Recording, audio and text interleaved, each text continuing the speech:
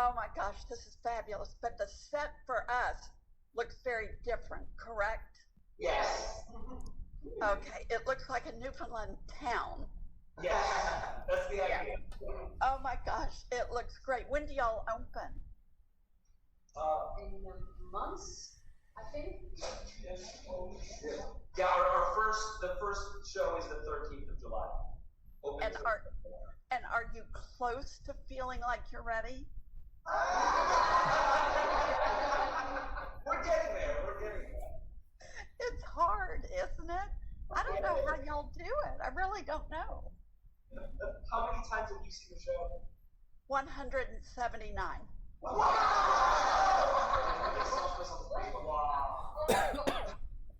Yeah. You can do the show. No, I can't sing and I can't dance. No. But I do know every word in the show. Wow. Yeah. So I know when there's a mistake or something is done differently. I know all of that. But yep, nope, they won't ever ask me to go on stage. Can't sing, can't dance. Have no rhythm. Nope. No. All I can do is fly an airplane. I can't do anything else. Have you only ever seen it in English? True. Only in English, yes. I wanted to go to Japan, but since I'm still working, I didn't get a chance to do that. But I would have loved to have seen it there. And I didn't get to see it in South America. Okay. So you will come to see it in Brussels? What's that? You said you'll come see it in French then. I would like to. I would. So, wait a minute. You're in Belgium, right? Yes. Correct. And y'all speak French? Yes. Oh, I didn't know that. Okay. I didn't know what language you spoke. Oh my God. So, what city does it actually open in? Is it in what city? Brussels, yeah. In Brussels. Okay. Oh my gosh. Well, I love being on that side of the world, so it'd be a real treat to be able to see it. Yeah. But I think we're possibly going to Ottawa in August and possibly Manchester in December, possibly. So yeah, we get around as much as we can, but it's all over the U.S. right now as well. So every friend that I have in any U.S. city thinks that I can just show up and be at the show there. When you say we, do you mean you and your husband? Yes. Tom, whose name is said more than anyone in the show. You just never see him. Yeah. So who else have you met? I know you met Hannah. Yeah. Nick and Diane. Bonnie.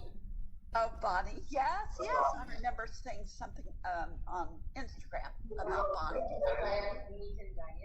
Nick and Diane, yeah. Oz.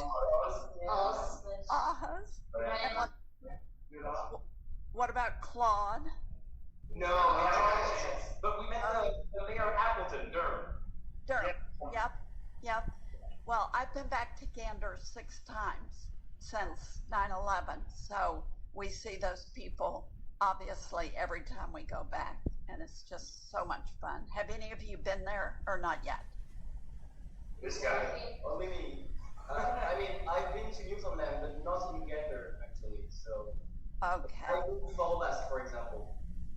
Yeah, it's wonderful. It's really, really nice. There was a question that came up a lot with the others, which was how many of them that we know of in the show did you know before 2011 or before this show was made? How many of the people did we know? Yeah, how many of them did you personally know, whether it's Bonnie or us, any? Nobody. No. Have you been to Gander before that? No, because I had not been to Gander. And even though it's one of our emergency airports for all of our European trips, Gander, Halifax, St. John's, they're all airports that we use if we need to land the airplane. Most of us will spend our whole career never landing in any of those airports because, you know, the airplanes they don't break that often on international flights. You know, you'd have to lose an engine or have a cargo fire or something like that.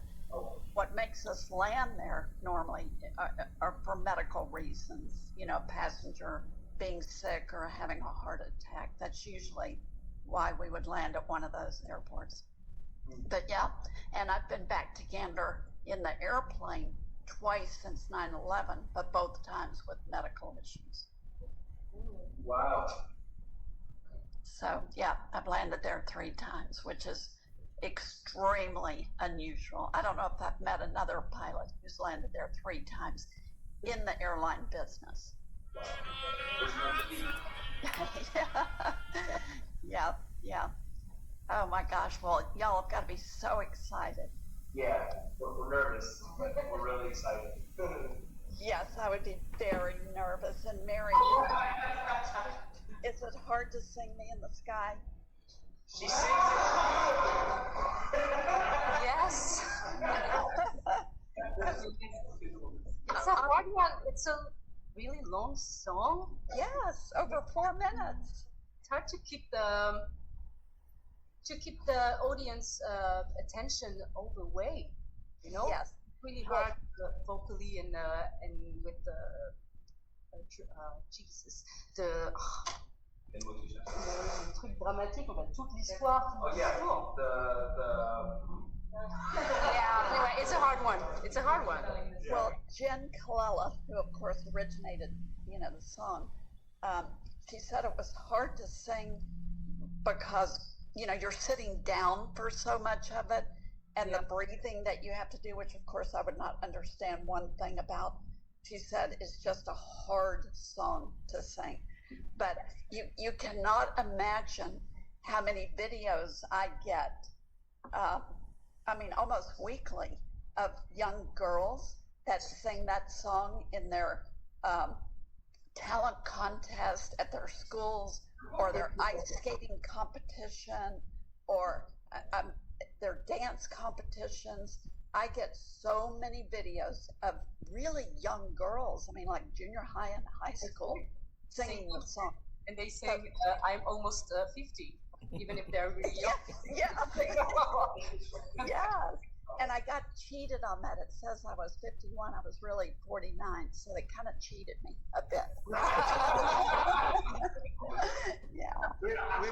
We will send you the video of Marion singing the song. Oh, good. She's amazing. We will send it to you. I would love to see it. I would love that. Yeah.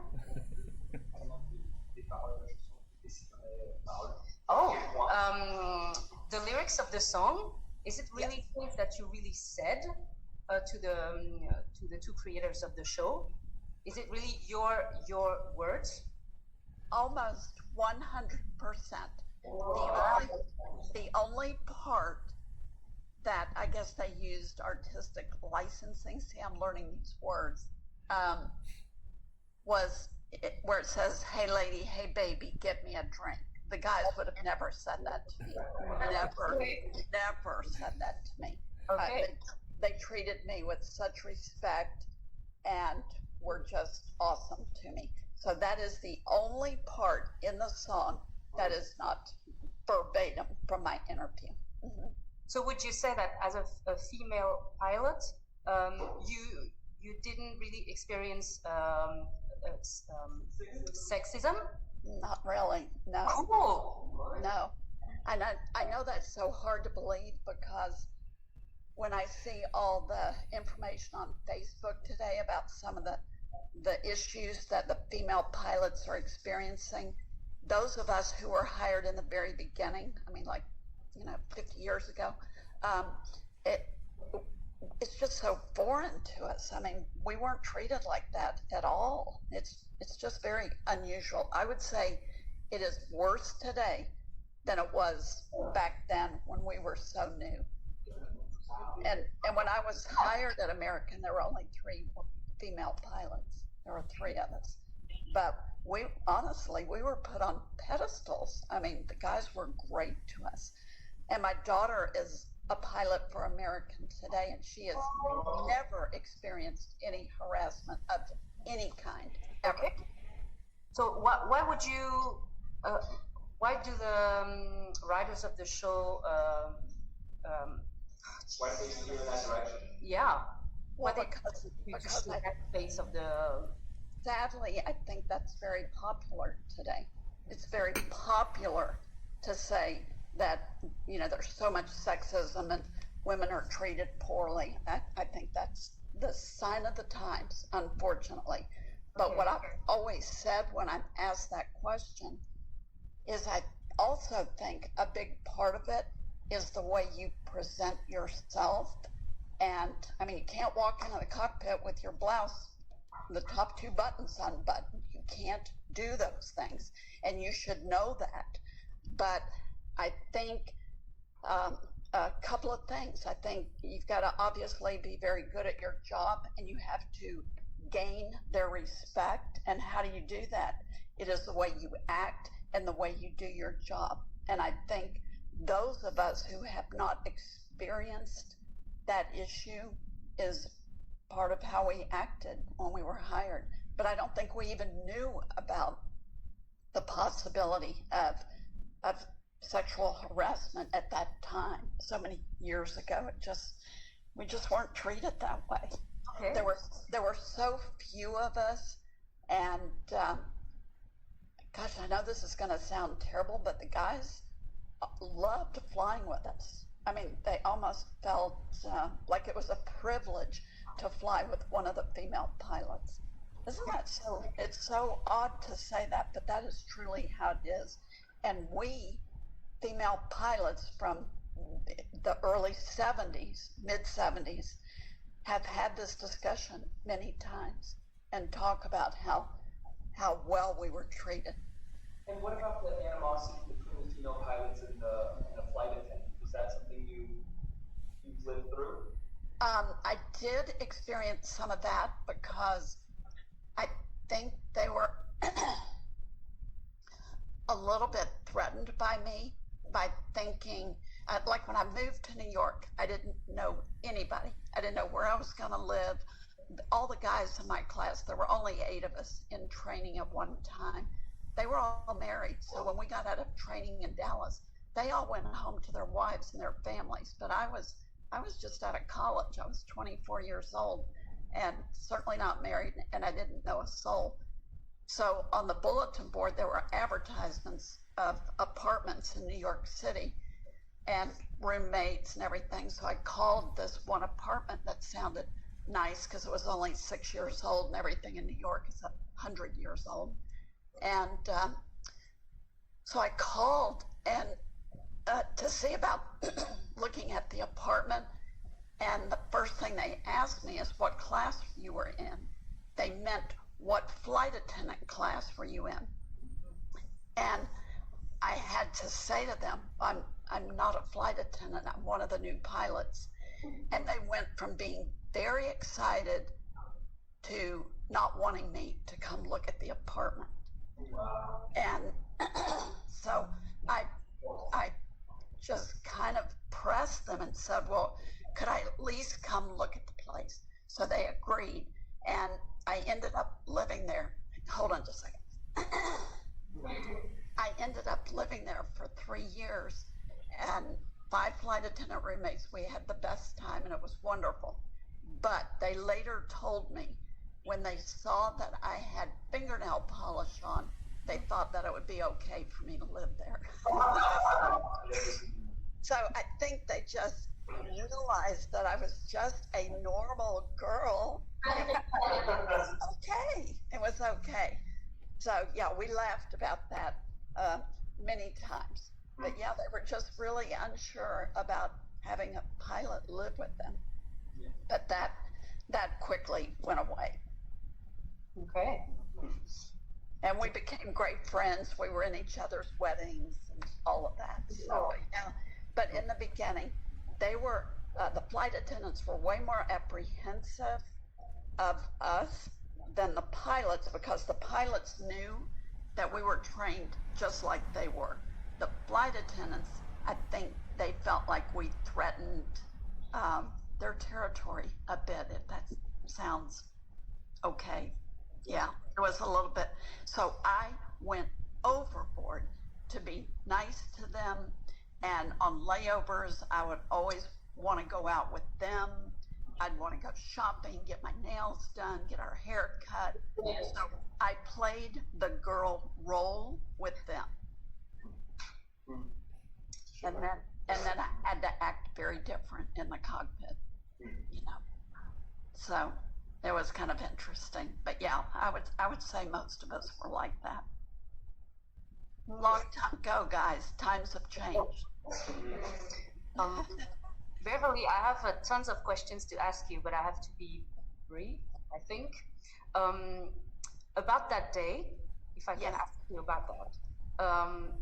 I only imagine the layers of responsibilities and stress and thoughts and emotions that you have to go through.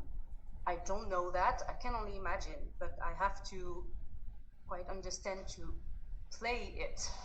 And it's difficult because it's your real life, so it's difficult to ask questions without being intrusive, or I don't want to be disrespectful at all at any moment, so please feel free to say no.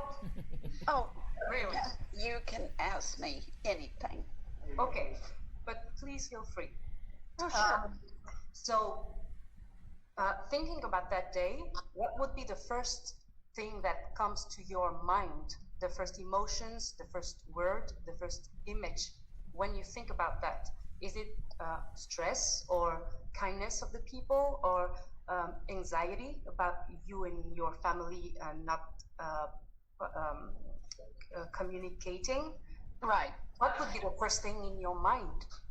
Well, there are several things. First of all, when we learned that the towers had been hit, we didn't know any details. We didn't know whose airplanes. We didn't even know that they were airliners in the beginning. And we were right over the middle of the North Atlantic westbound from Paris to Dallas. And it wasn't until so much later that we started learning the details. It wasn't until after we actually landed in Gander. And what was so different back then is not having a real way to communicate, because so few people had cell phones, as you say in the show. And even if they did have cell phones, you couldn't charge them on the airplane. Like today, you have power ports everywhere. And it wasn't like that. So when the few people who had cell phones lost battery power, that was the end. So we knew very little. And remember, we're on the airplane for 28 hours. It was my airplane. It was 28 hours with no visual. So we have not seen anything that the rest of the world has seen on TV. And I would say it wasn't until we got to the Comfort Inn, which would have been about 30 hours after the attacks happened, that we saw the visuals. And that is when it was real. That was really the first time that it was real to us, because we are seeing our airplanes fly into the Pentagon and hit the first Trade Center. And it was really it was so long afterwards before I was even able to understand which airplane hit which tower first. I didn't know if it was us or United, because everything we watched were repeats. It wasn't in real time. So I never knew that. I now know it was our airplane that hit the tower first, and it hit the North Tower, and United hit the South Tower. I now know that. But since I wasn't seeing it in real time, it was very confusing to me. And the reality sunk in when we knew people on those airplanes. Every one of my flight crew knew someone on one of our two airplanes that died. And of course, I knew the captain on the airplane that hit the Pentagon. He and I lived in the same apartment building in New York in the late 70s, so I knew him. And then after I saw the show the first time, I then realized how difficult it was for my family that I could not reach them. The attacks happened about 8:30 in the morning. I didn't talk to my family until about 4 o'clock that afternoon. Well, I knew I was okay. I was okay, the airplane was okay, the passengers were okay, but my family did not know that.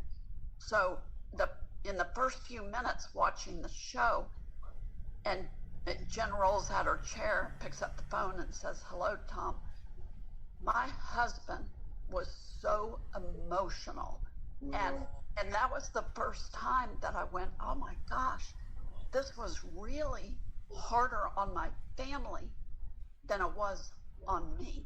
Because, I mean, I had a job to do. I had people to manage. I had a flight crew to take care of. I was busy. They were just sitting at home. And my kids were like 8 and 9, and they go to a school that has a lot of airline kids in it. So the schools were on lockdown. And when my husband showed up at 10 o'clock in the morning to pick them up, I mean, it was terrifying for them. All they knew is that I was flying. They didn't know where I was, and they didn't know the airplane had landed in Gander. So much, much harder for them. As far as stress, you asked about, I honestly can't say that I was at any time stressed out, because the Gander folks were so good to us. After we landed, they came on the airplane. They brought, bottles of water, Nutrigrain bars. They did all of that. So they were staying in touch with us as much as possible. I would say the most stressful time for me was we got called at 11 o'clock at night on the 14th of September to get dressed and go to the airport. Okay. Well, we're just getting ready to go to bed, and now we're having to, get dressed in our uniforms, which we did. We get to the airport at midnight, and it took 6 hours to get just my airplane through security. We were the only airplane there because everything had changed so much with regard to the rules and the restrictions. They literally went through every single item that we owned, all the passengers. And then we as a crew had to do something we've never done before. We were told we had to go on the airplane and strip it of every piece of china, knives, forks, spoons, and glassware. Well, we've never, ever done anything like that. So we did all of that. It all had to be removed and thrown away. And, because they were afraid it could be used as a weapon. Yeah. And then we finally get through security, and like you see in the show, my lead flight attendant came to me and said that there were 2 guys that were suspicious, and she was not getting on the airplane. That is true. She came to me and said that. And so I went to the head of security and the RCMP, and there were actually 2 guys in the show. There's only 1. And I don't know if you know that scene was not originally in the show. Okay. And when the show went to Washington, D.C. prior to Broadway, all the reviews had always been fabulous. In Washington, D.C., one of the reviews said there wasn't enough conflict in the show. So the producers called me, and we had a long conversation about the possibility of adding a security scene. I was extremely uncomfortable with it because I felt like it made me look terrible that I insisted on being in the room when they strip searched the guys. It was hard for me to watch it in the beginning. I'm now okay with it, Okay. but it was hard. I'm telling the truth. I didn't like it in the beginning, but I understood why it had to be added. And so the 2 guys ended up being Egyptians, and at the end of they were one of the few who had cell phones. They didn't mingle with the other passengers. They were always off in a corner talking quietly on their cell phones, which is why the passengers and the flight attendants became a little leery. Everybody was very suspicious. I mean, it was a very odd and unusual time back then. And so when we got to Dallas and those two men were out on the curb waiting for their transportation, I ran up to them and I said, I am so sorry. I'm so sorry that that happened. And both of them looked at me and said, don't you worry about a thing. Under the circumstances, we totally understand. They were wonderful. So that made me feel so much better because I felt like I had really invaded their privacy, but there was no way I could have comfortably gone to my flight crew and said, we're okay, they're okay, if I had not been in the room when they searched them. And that's why I had to be there. I had to. I didn't want to, but I did. You asked to be there? Or yes, absolutely. Yep. Okay. When the security fellas told me that they were going to have to strip search them, I said, okay, that's great, but I want to be there. Okay. And I was in the room. Wow. Yeah, it was tough. It was tough. Are you sure? I didn't know that as a pilot you would have the responsibility to question people on your plane. Is that something that you did during your career? Never, only that one time. Okay. You know, it was a very different day. All those flights leaving, you didn't know who you had on your airplane. You had no idea. So you had to take every precaution. It was a very unusual time, and that was the only time that I would say it was stressful. We were tired. We hadn't slept all night. We've been at the airport 6 hours. It's now 8 o'clock in the morning. The sun's coming up. We've been there all night just trying to get through security. And that happened just before they boarded the plane. So, okay. Yep. Yeah. So I hope that answered some questions. Oh, yeah. Were you staying alone in a hotel room? Were you kind of did you feel a solitude? A lot?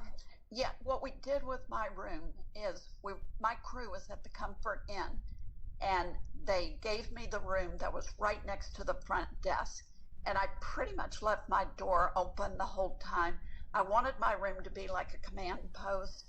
Okay. Any problems that the flight attendants had or any of the crew members that wanted to come in and talk about anything. So we just kind of treated my room like a command post. Okay. Okay. All right.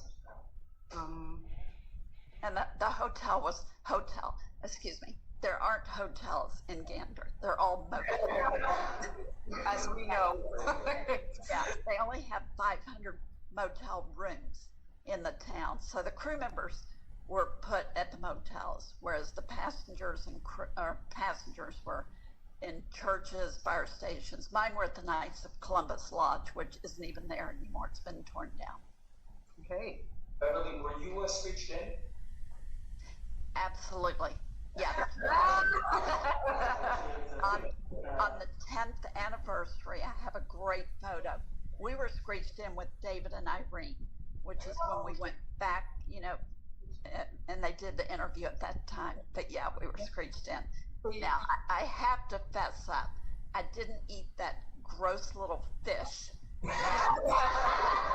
And I don't drink, so my husband had to drink the screech for me. So I cheated a little bit, but yes, we were screeched in. I have my certificate. Official. Yes. And my kids have both been screeched in because we took them back to Gander. I think in 2017 we took them. I always wanted my family to go to Gander and see where I spent those 5 days because I mean, obviously it's going to be a part of history for the rest of our days. So I wanted them to see where it all happened. Okay. And during the days you stayed in Gander, how many times did you have to talk to your passengers and to, make statements like, okay, we're here, I don't know where we're gonna go. Did you have Right. to talk to them a lot? I went every day. Okay. Because there were so many languages spoken on the airplane, I had to take my flight attendants with me because I only speak English. Okay. And so I would take my flight attendants with me. And it's, I didn't have anything new to tell them because nothing happened. But they just wanted FaceTime. They were happy just seeing the crew. And I liked mingling with them and seeing what they were eating. I remember one morning I walked in and they were eating breakfast, and it was baked beans and donut holes. Yum. So small. Like that would not be a normal breakfast for us. So I was like, oh my gosh. But 3 hot meals a day, every day. Okay. And could you keep in touch with Tom a lot of times, or just once or twice? Well, there was one computer, if you can imagine. Nobody had laptops, but there was one computer in the lobby, and every day there would be a line out the door, people wanting to get on it. So your computer time had to be very brief. But by that time, I was able to call him from my room. But, again, back then, making international calls was very expensive. It wasn't like just using your cell phone. So, yeah. Okay. And so the first time that you could talk to him and saying, I'm okay, I'm fine, Tom, I'm fine.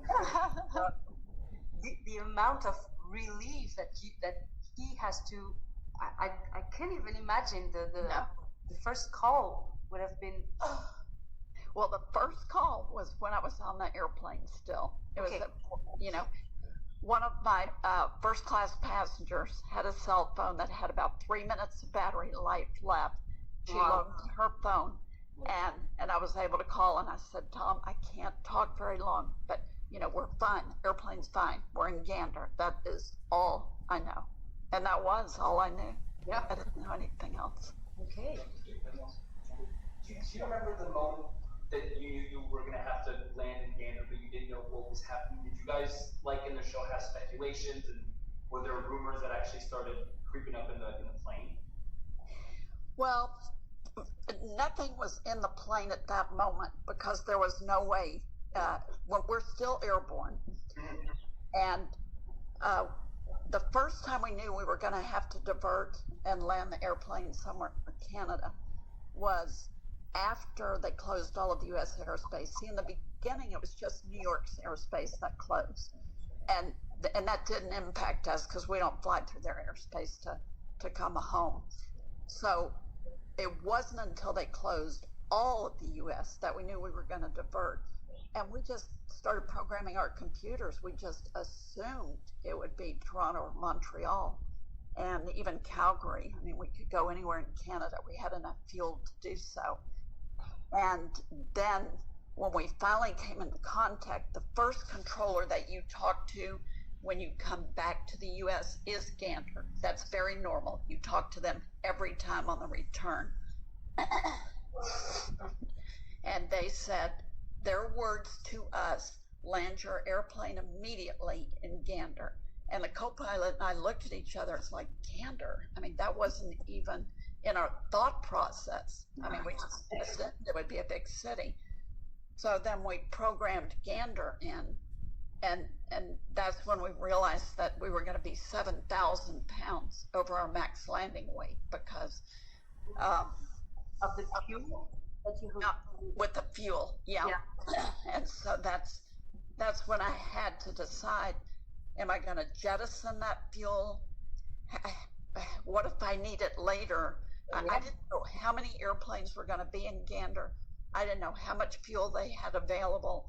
I didn't know when we were going to be leaving. So I had to make the decision whether or not to land overweight or to jettison the fuel. I had to make that decision with very little, with no information, really. And So and you can land the airplane overweight. That is legal to do that. But if you do it, you have to have a specifically qualified maintenance individual do a very thorough inspection, an inspection that would not be done if you didn't land overweight. So now I don't know how many of those people they have in Gander. So I decided to jettison the fuel. Okay. And so we dumped 7,000 pounds of fuel over the Atlantic. And then that's what put me so late in the arrival game. I was put on 95-mile final approach. Normally your final approach would be about 15 miles. Mine was 95 miles because I was so far out getting rid of that fuel. And then it made me number 36 out of 38 to land. Because initially you were the first plane to... I don't know what number I would have been. I don't know. Yeah. Okay. Yeah. Okay. So when we were on final approach, and I'm looking at the airport, and I just see airplanes everywhere. They're on runways that we aren't using. They're on taxiways. They're in the terminal area, and I'm thinking, really, where am I going to land this thing, or where am I going to park?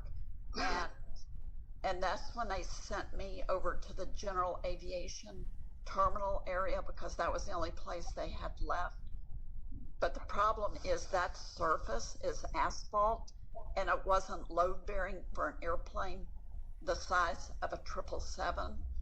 And so that's why when we left, it was very hard for me to get the airplane out of the ruts that it had created because the weather was unseasonably warm. And on one of my trips back to Gander, they took me in a truck out to that area, and my ruts are still there. Really? Yeah, they're still there. Okay. Okay.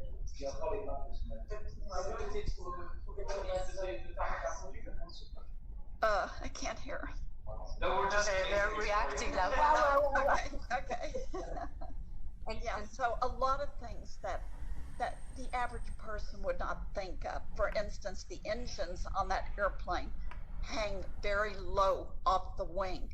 So when you taxi it, you barely use any power because it will suck up any debris that is on the ground, and you don't ever want that to happen because it'll destroy the fan blades in the engine.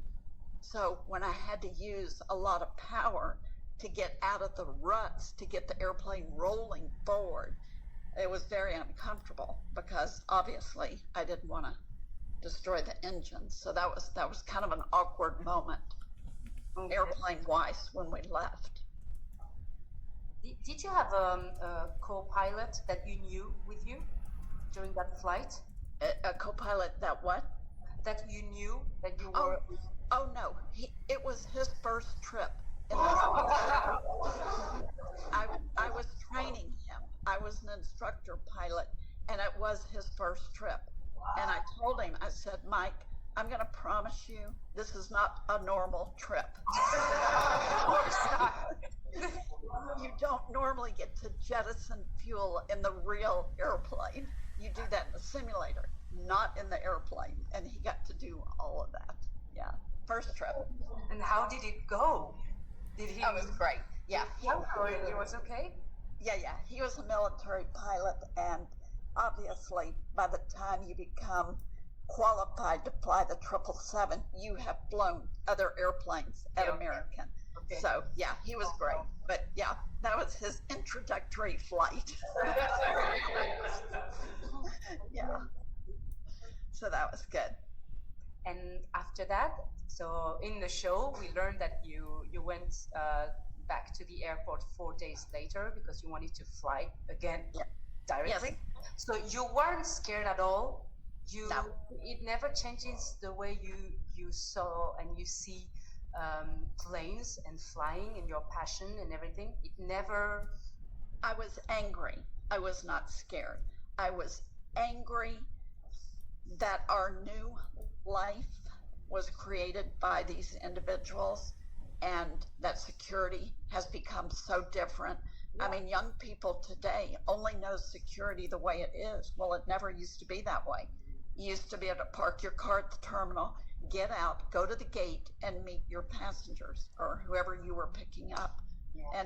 And all of that has changed. So it really, I'm angry every time I go through security because I think of how it became this way.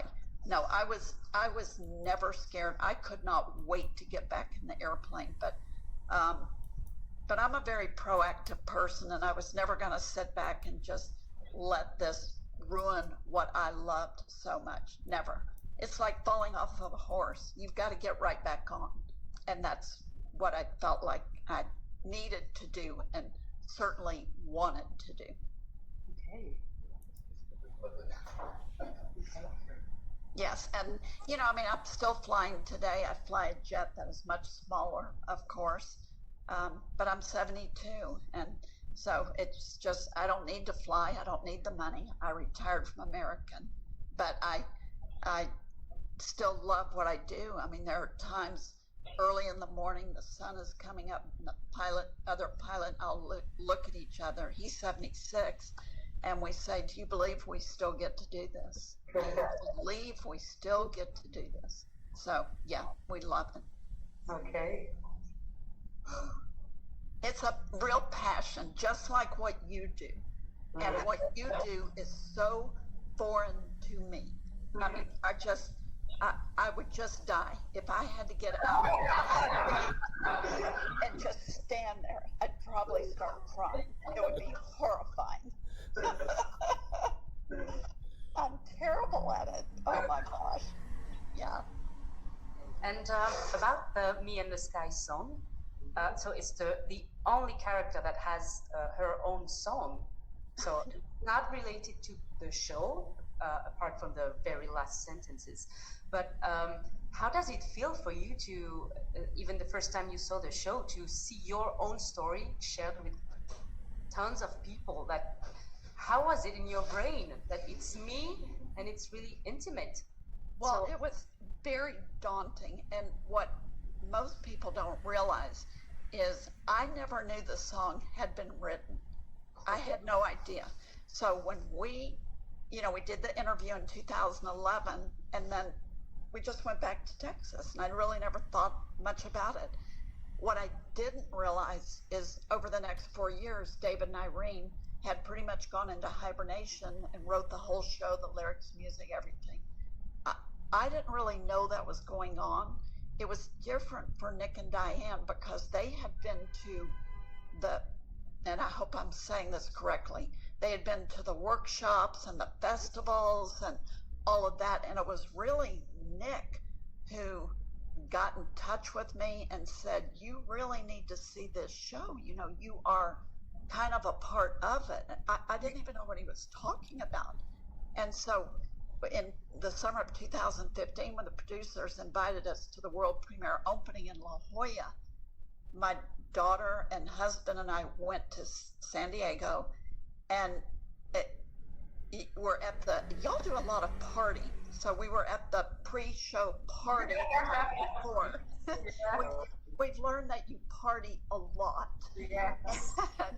And, so Tom is telling stories about, when I called home the first time from the airplane and they took the map off the wall that we put pins in. He's telling these stories, and Randy Adams, one of the producers, is just laughing. He said, oh, you had a map on the wall, really? He's really playing it up. All of that is true because he took the map off the wall to show the kids where Gander was.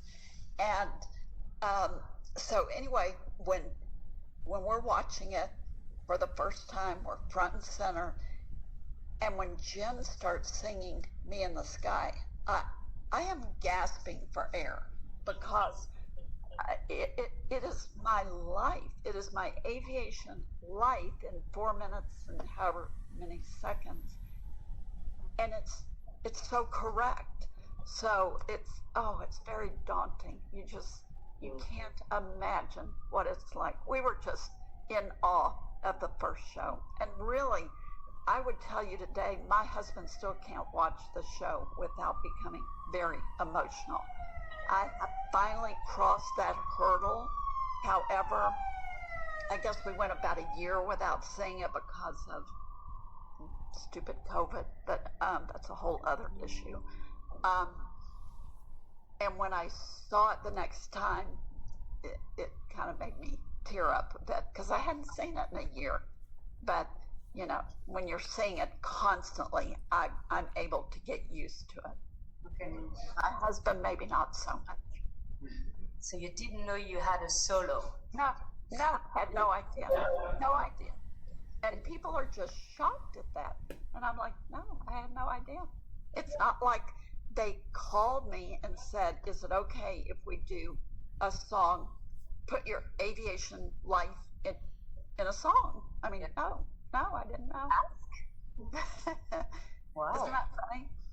So yeah, but I love the song. I mean, the only part, like I told you, that's not really true. But other than that, the song is spot on. You could read the transcript of my interview with David and Irene, and it's nearly verbatim. I have the transcript. Okay. Would that be available for us to see? What? Say that again? Would it be available for us to read the transcript? The transcript? Oh, wow. No.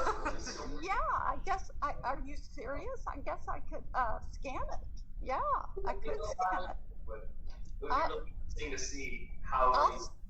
I think Tom has that in his files. Gosh, we haven't looked at it in years, but yeah, I could scan it in. Absolutely. Thank you. Yeah. That'd be fun. And Beverley, how many Beverleys did you meet? I have met the three Jen, Rachel Tucker, Marika, Zoe in Australia. Marika did the U.S. tour. Zoe in Australia. The one in Toronto, and her name escapes me right now. I think it starts with an E. And I've met the UK, Beverley, and I've done a Zoom with, I think she calls it Sarah, the tour Beverley, but for me it would be Sarah. So I've met almost all of them, if not in person, by Zoom, except Japan and South America. Oh, wow. Yeah, a lot of them, yes. A lot of women. So And now the best one. And now this one, yes. Which one? Okay. Mary. Yeah. Okay. And do you, would you mind if I have some questions later to write you about them? Oh, absolutely. You write me anytime. Of course. Thank you Of course. so much. Okay. Merci. Merci. You're welcome. I don't know how to say it. I will. You have, Merci à tous. Thank you so Thank much. you so much.